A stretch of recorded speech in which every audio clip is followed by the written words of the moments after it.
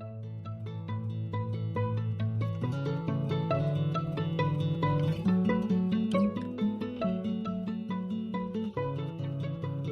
want to talk about this concept that Wayne Dyer brought up in one of his books, where he says that people tend to be a self-defeating person or a no-limits person.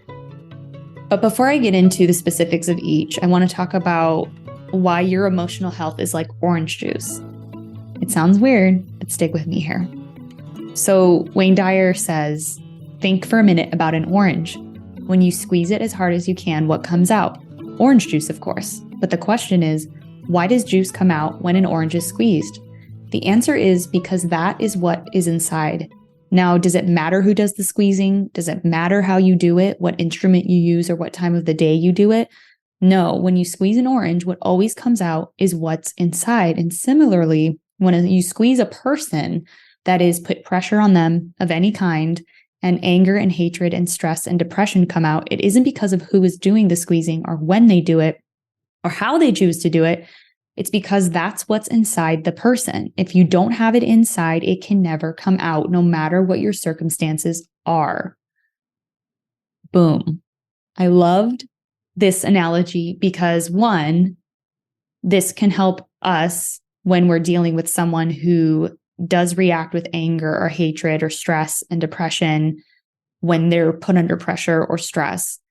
We don't have to take it personally per se. Granted, we don't have to allow someone to berate us or bring us down 24/7, but at least we can know, oh, okay, that's what's inside of them. So it's not my fault that this is happening, because someone else who might be under the same pressure could react completely differently.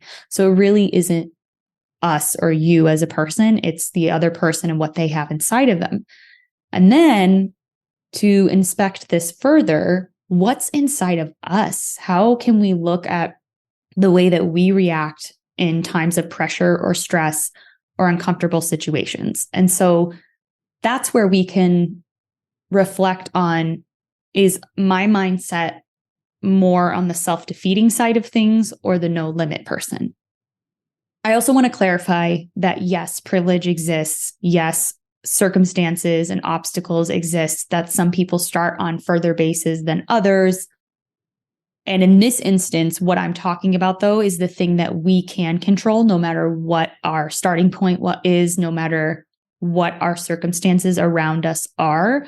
And that's what's so powerful about this concept. Of course, yes, we need to recognize the systems within which we live. While we're working on self-development, it's very important to understand that, because at the end of the day, it does affect our growth and learning. And it's also important to do the work for ourselves where we can and with what we can control. So which are you? If someone were to squeeze you, what would come out? A self-defeating person. Tough circumstances drive them to madness. They let others' behaviors upset them. They worry and overthink. They can't accept life the way it is. They complain. They're motivated by a sense of lack or deficiency, and failure immobilizes them. They complain and give up. So a lot of complaining in that one. I used to be a self-defeating person.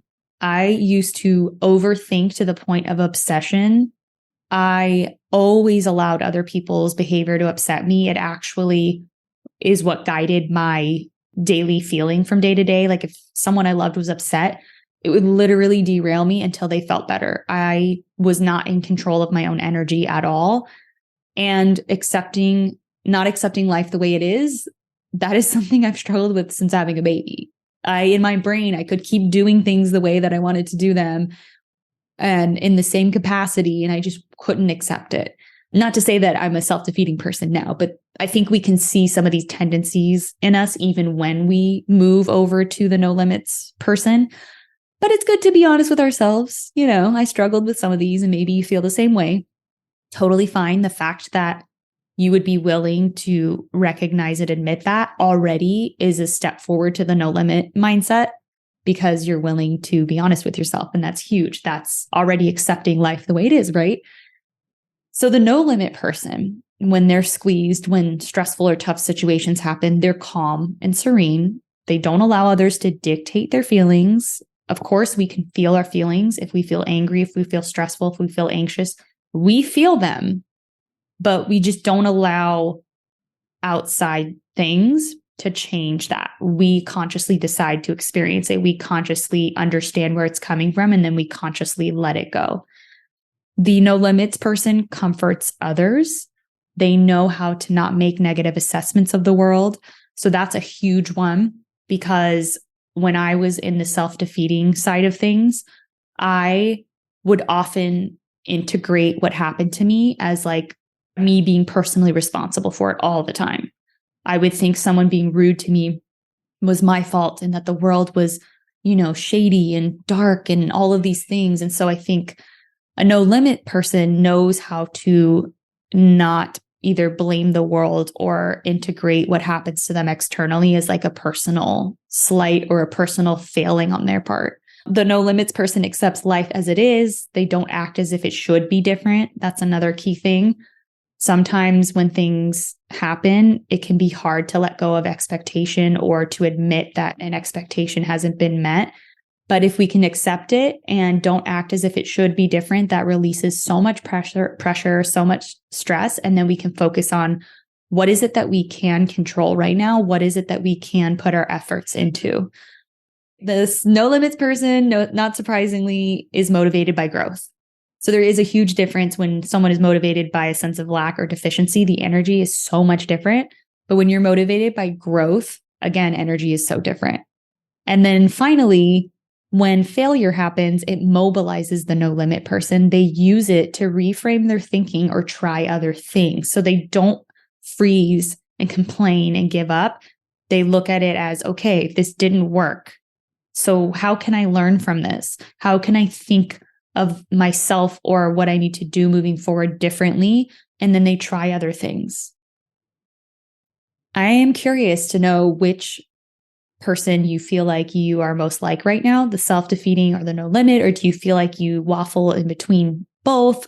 Let me know on Instagram. I'll link our Instagram handle on the show notes, or you can email me and that'll be in the show notes as well.